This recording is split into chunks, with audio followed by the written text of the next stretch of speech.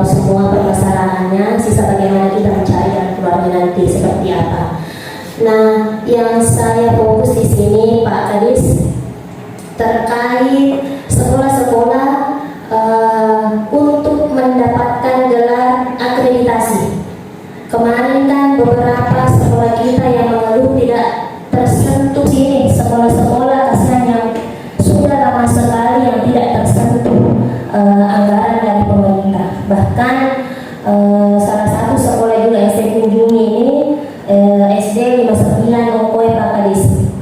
Kemarin waktu saya dari di 48 Ongkoe, saya singgah lagi di SD 59 Ongkoe. Kepala sekolahnya di sana mengaku sudah lebih 10 tahun, bahkan sudah hampir 15 tahun mereka tidak tersentuh dengan anggaran. Nah, saya kulik berita tentang sekolah tersebut. Nah, ini akreditasi yang jadi permasalahan sebenarnya. Mereka mengada-adakan datanya yang sebenarnya tidak ada. Nah, maka dari itu Pak Kadis, bagaimana kita untuk mencarikan solusi yang sudah terlanjur begini, dan seperti juga disampaikan tadi Pak Ferry bahwa tidak enak juga kita kalau dapat sumbangan-sumbangan dari masyarakat, sepertinya pemerintah saja ini tidak punya uang. Begitu Pak Kadis. Terima kasih. Dari boleh dikata pertanyaan akreditasi sekolah ini kadang-kadang memang sekolah betul apa yang disampaikan oleh perpustakaannya jadi gimana gara-gara membeli akreditasi dia lupa kembalikan ke dapur aslinya.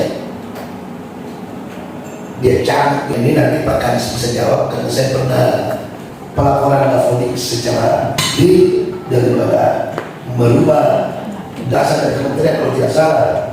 Ada SD yang kurang, dan sekolah yang kurang layak. Itu saya pertanyakan Pak Kadis di mana letaknya dan apa saja kekurangannya di sana.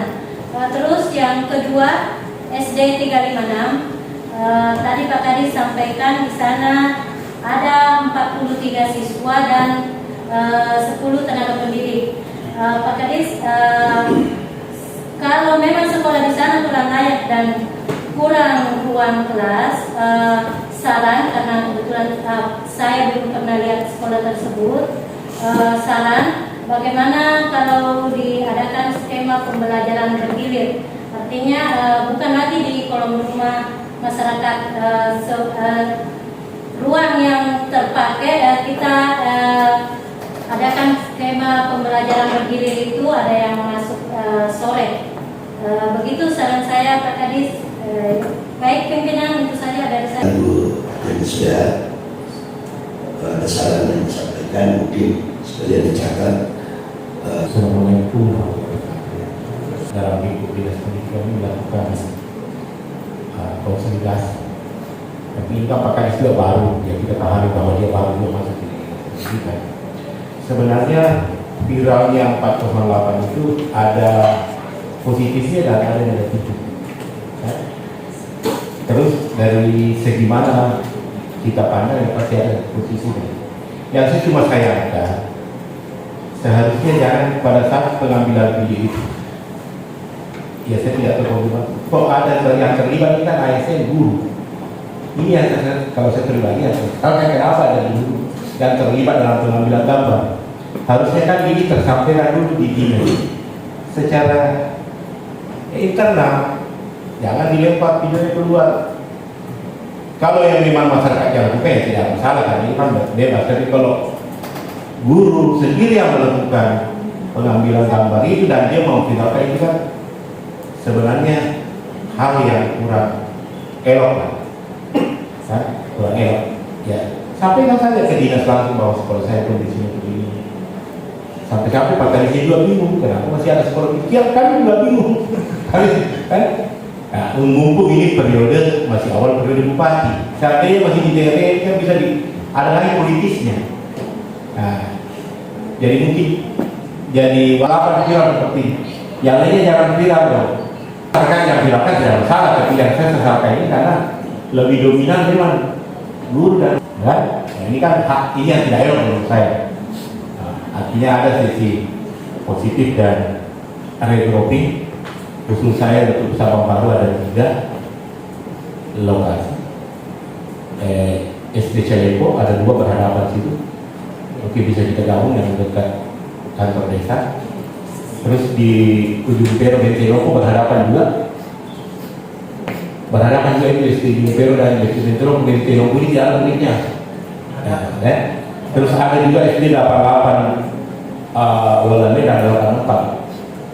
Jadi ada 3 kalau Pamanas terdapat dia berdampingan.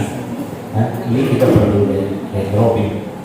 Terus saran kedua Pak Kadis, saya lihat ini di awal ya pasca pilkada, kasihan juga guru-guru kita tidak ada keterangan, terutama apa yang disampaikan Bapak Bupati bahwa jangan layani tim sukses. Banyak di kecamatan-kecamatan itu tidak tenang orang bekerja. Terlalu banyak tim sukses memberi ancaman, mau copot ini, mau copot itu. Kepala sekolah yang diganti karena dia dukung ini itu tidak boleh. Apalagi kalau masa pensiunnya sudah menjelang tidak cukup belajar utama, biarkan dia selesaikan. Janganlah diganti orang di tengah jalan. Sesuai dengan apa yang kita telah kooperasi di Kabupaten Sijai, ini oleh Sijai yang akan saya bicarakan pada hari ini. Mungkin ini menjadi perhatian bagi kita di Kabupaten Majene. Saya masih ingat bahwa ada perda dulu yang menyangkut tentang perlindungan guru. Jadi Pak Kadis nanti mudah-mudahan dari PLT jadi definitif atau di atasnya lagi ini nanti perlu diperhatikan tentang perlindungan penyelenggaraan pendidikan kita, baik yang mengatur hak dan kewajiban yang ada di regulasi yang bisa kita lihat kembali. Jadi tolong ini dilihat mungkin dalam tahun depan ini bisa dijadikan sebagai usulan pemerintah daerah atau dari juga hak inisiatif kami untuk kembali mengajukan ini. Jadi tolong perda itu kemarin tentang perlindungan guru itu ditinjau kemudian diselaraskan dengan ini. Kemudian yang kedua, Pak Kadis Pendidikan, ini memang saya katakan di Pak Indra bahwa sebenarnya viralnya SDN 408 itu sebenarnya korek pendidikan. Maka di kesempatan ini pernyataan saya juga tidak baik, karena tadi saya tanyakan Pak Ibu, ternyata Pak Ibu di depan saya. Ini tentang kelas jauh 40 tentang SDN 408 pokoknya. Ini harus ada pemberitaan yang lebih berimbang. Saya mengatakan Pak Kadis itu tambah parah setelah adanya diupload kembali seakan-akan kita ini memberikan legitimasi lebih besar terhadap kelas yang berdiri di papan itu dengan relokasi yang sudah kita lakukan, di mana saprasnya jauh lebih bagus dan itu dijadikan sebagai kelas jauh. Tetapi dalam peliputan dan berita itu seakan-akan kita diberikan sebuah pembenaran bahwa kita mengetahui Bapak melegalkan terhadap sekolah kelas jauh. Sebenarnya kalau di sini kemarin ini juga saya butuh pertimbangan pada saat untuk membangun sarana prasarana baru di 1 kilometer dari kelas awalnya 408 ini, apa yang menjadi pertimbangan kita? Sehingga saya perlu penjelasan kenapa bukan pada tempat itu. Kalau dikatakan hanya alasan sehingga kita tidak membangun di situ, tidak ada pertimbangan lain, sehingga ini terjadi seakan-akan komplain terhadap pendidikan kita 408 kok. Kalau ini menulis di yang ini untuk nanti penjelasannya Pak Kadis tentang 408 ini.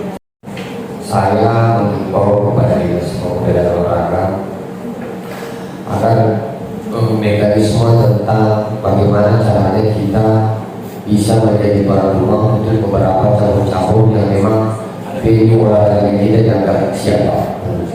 Jangan sampai kita hanya mendapat tuan rumah untuk cabang-cabang olahraga yang tanda kutip tidak terlalu bergengsi atau apa begitu ya. Karena anggaran yang kita keluarkan juga untuk membangun beberapa sarana cukup besar, dan sekarang sebaiknya kita manfaatkan dengan sebagaimana mestinya Pak. Jangan sampai kita keduluan dengan kabupaten tetangga kita mengambil beberapa cabang-cabang olahraga yang dianggap pilihan. Yang kedua, ini mungkin untuk PONI ya, mohon nanti penjelasannya Pak, kenapa sampai saat ini belum terbentuk pengurus PONI yang definitif. Mungkin Bapak juga sudah tahu bahwa beberapa cabang-cabang itu sudah mengeluh Pak. Mereka mengharapkan ibundanya segera mengayomi karena mereka sekarang ini dalam kondisi ketidakpastian. Mudah-mudahan bisa segera dilaksanakan.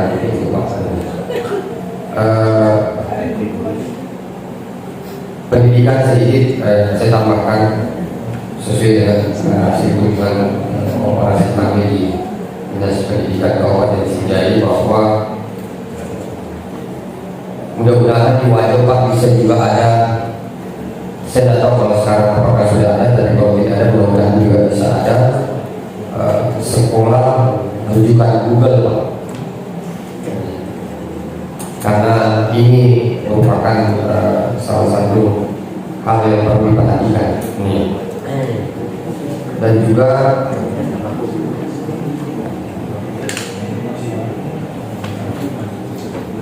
apakah tenaga guru kita Pak, tenaga pendidik kita ada yang berasal dari jurusan informatika?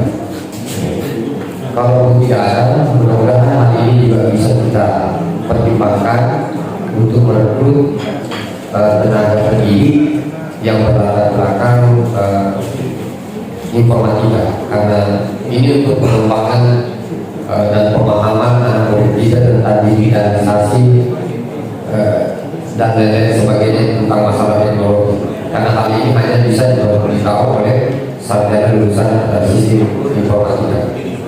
Ya, mungkin cukup sekian dari saya. Pimpinan, terima kasih. Terima kasih dari teman Pak Ferry. Itu yang begitu juga di Sakol, banyak tadi pertanyaan Sakol mohon di sekolah, terutama kalau melihat batak di Pak Isman, seakan-akan pengembaraan saat ini berkeliaran di dalam kota ini. Biasanya kalau di desa-desa, tetapi di desa itu setelah dibikin perdes, maka sapinya tertib. Tapi kenapa di dalam kota banyak sekali sapi berkeliaran? Mungkin begitu akan menjadi tuan rumah bersama. Dan masukannya tadi tentu yang kita sudah bangun venue melihatnya sebenarnya bukan Pak Kesokapan, mungkin hanya masyarakat operator ditambah pengawas dan korwil. Pak Kepala Sekolah, sampaikan pengawasan,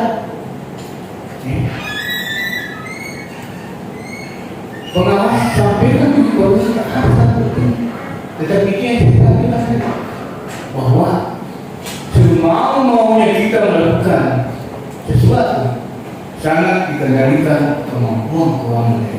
Maklumnya orang yang lupa hadis, tetapi ada aturan. Oleh karena itu Pak Kadis, kedua sekolah ini sampaikan. Karena kemarin saya paham pada itu sudah kami diskusikan bersama melalui musyawarah kami kawal, sampaikan bahwa salah satu persyaratan untuk mendapatkan jak itu harus melalui yang SD, SMP di kewenangan kita. Ada mandata bahwa sekolah ini kerusakannya ini berdasarkan dari data Dapodi. Nah, inilah yang diperharapkan dengan kemampuan keuangan daerah kita. Pak Bupati, Pak, kalau mau tanya dari sini tadi, Pak, tidak ada salahnya Pak Bupati sekali. Kalau kita mau berbicara secara, karena belum ada programnya Pak Bupati masuk sini. Ini masih lama semua ini. Anggaran untuk 2025 itu bahas di 2024. Karena memang agak sedikit ya Pak, karena awalnya sebenarnya munculnya SD 408 ini ya mungkin ada teman-teman pada saat itu melakukan penilaian sekolah Mapaci. Saya sekarang ini saya melaporkan ke yang terhormat Fungsi 4 mitra kami bahwa sesuai dengan arahan Bapak Bupati, sekolah harus bersih, sekolah harus tertib, jaga iklim yang layak sesuai dengan indeks komposit. Menghadapi 2 Mei Hari Pendidikan ini, kami lombakan sekolah Mapaci di jenjang SD, di jenjang SMP. Alhamdulillah, inilah makanya saya mohon izinkan Kepala Bidang SD sedang berada di dalam itu benua untuk melakukan penilaian lomba Mapaci. Karena dia sebagai ketua, sehingga diwakili oleh Kepala Seksi Sarana dan Prasarana berkaitan dengan hal ini. Bapak yang terhormat dan hadirin yang berbahagia, ada lagi saya ingin angkat ini persoalan yang diangkat oleh Ibu Apriani terkait dengan akreditasi dan Dapodi.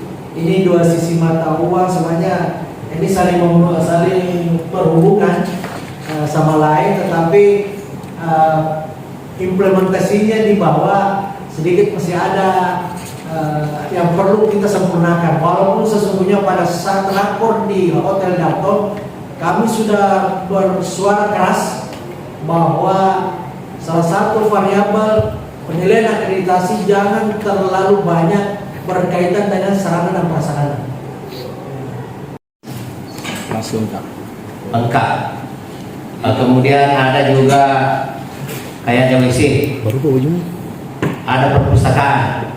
Apakah ini bagian dari SD 408 Pak? Iya. Langsung saja ya. Jadi yang mau rubuh itu apa itu? Iya. Terima kasih banyak. Ya, jadi praktis saja. Perlu saya klarifikasi. Yang itu yang bagus itu menurut yang dilihat di situ adalah sekolah induknya. Dan yang darurat itu adalah kelas jauhnya. Tapi jadi yang darurat itu kelas-kelas berapa saja yang belajar di situ? Semuanya sudah fokus di situ. Jadi fungsinya kelas Jadi yang sekolah baru sih fungsinya apa? Masalahnya begini, kebetulan pada saat pemerintahan Kepala di Pasar Kuning, itu antara rumah penduduk imam siswa itu jauh daripada dengan sekolah induk. Jadi dia ambil inisiatif karena orang tuanya itu dia tidak mau lagi membawa anaknya ke sekolah itu karena jauh. Jauhnya berapa kilo Pak? Kalau antar sekolah dan sekolah itu lebih 1 kilo. Antara kelas induk sekolah induk dan sekolah kelas jauh itu lebih 1 kilo. Kemudian akses jalan juga tidak memungkinkan. Jadi sekolah baru kita katakan sekolah baru yang di itu kosong sekarang Pak. Jaya sekolah itu tidak difungsikan lagi. Karena banyak fokusnya semua anak-anak belajar itu di kelas jauh. Karena dia mendekati siswa. Nah kemudian yang belajar di situ konon kabarnya dia penduduk Sidra. Sebagian ada dua orang tua siswa yang penduduk Wajo, tetapi yang lainnya masih menggunakan kakak Sidra. Tapi memang domisilinya di wilayah Sidra atau hanya kartu penduduknya Sidra tapi tetap di wilayah Wajo teman-teman? Kalau masalahnya di situ, mereka karena itu kan di situ daerah perbatasan. Karena juga itu dia tinggalnya di Sindap, tetapi tempat bekerjanya di daerah Waduk. Maksudnya dia juga sering melakukan pekerjaan di daerah Waduk. Maksudnya rumahnya berada di Sindap tapi lahan garapannya di Waduk. Garapannya biasa di Waduk. Terus dari SD Induk ini 48 ini jaraknya dengan sekolah tetangga berapa jauhnya Pak? Kalau jarak sekolah Induk, maksudnya kalau sekolah yang sekarang sekolah jauhnya. Kalau Enggak, bukan sekolah lain. oh sekolah SD lain yang ada di sekitar berapa kilo dari SD sekolah Induk dan berapa kilo juga dari gedung darurat kita ada gedung darurat yang kelas jauh. Kalau antara sekolah ini dengan skala jauh itu lebih 1 kilo. Nah, kalau enggak sekolah itu dengan sekolah lain SD tetangga. Sekolah lain itu rata-rata itu lebih 3 kilometer. Nah, jadi barangkali Pak Kadis untuk segera dipertimbangkan secara keseluruhan Kabupaten Waduk. Nanti akan ada dinas pendidikan yang mana-mana bisa di regrouping. Jadi kamu gini Pak, ini kan juga selalu ini efisiensi anggaran. Yang saya khawatirnya selalu kita pertahankan ini, perdebatkan ini, baru tidak efektif ini anggaran. Tapi bukan cuma sekolah ini saja. Seperti yang disampaikan tadi bahwa memang ada kompleks, tapi jumlah siswanya memang memadai untuk dipertahankan. Tetapi sekalipun misalnya tidak kompleks, tapi hanya jaraknya cuma kurang lebih 1 kilo, kalau memang dikumpul siswanya hanya sekitar 70-an, kenapa tidak dilebur 1? Untuk efektif penggunaan anggaran daripada 2 rumah tangga di BIA, nah penghuninya juga tidak seberapa, sekitar begitu. Tidak ada kalau seberapa tidak ada ada semua di kelas jauh. Ini yang menjadi persoalan karena berarti kebijakan yang kurang tepat kemarin. Kebijakan kurang tepat. Masa kita bangun sekolah 6 ruang belajar, baru tidak ada yang isi, sementara masih tinggal di yang mungkin berarti kebijakannya salah. Itulah tadi komunikasi tidak lancar. Loni ada ini ratusan juta ini biayanya mau ditinggalkan. Sementara mau dibangun kembali lagi di sini, diapakan lagi itu kan serba salah itu. Itulah namanya kebijakan keliru kalau menurut saya. Ya, tidak sama kemarin kalau saya misalnya contoh, saya pindahkan, saya undang tokoh masyarakatnya. Tega kita lebih malah lagi letak 2 kilo lokaknya belum tentu letuna daripada terlihat tanah itu di orang mata masih kurang letak. Dia pilih bahkan lebih baik kunasnya kan begitu. Itulah komunikasi, itulah seperti itulah sebenarnya. Jadi sekiranya kemarin kebijakannya menggunakan pendekatan seperti itu, saya kira bisa saja ada lahan di situ yang bisa diatur untuk dia yang di gedung darurat itu tadi. Ya, jadi saya kira itu barangkali. Siapa tahu di forum yang resmi Pak, Bapak bisa mengutarakan membuka seluas-luasnya selebar-lebarnya tentang apa yang menjadi supaya kita bisa telah untuk carikan solusi Pak tentang keadaan ini. Jangan sampai Bapak Kepala Sekolah dengan segan-segan untuk berbicara secara lepas.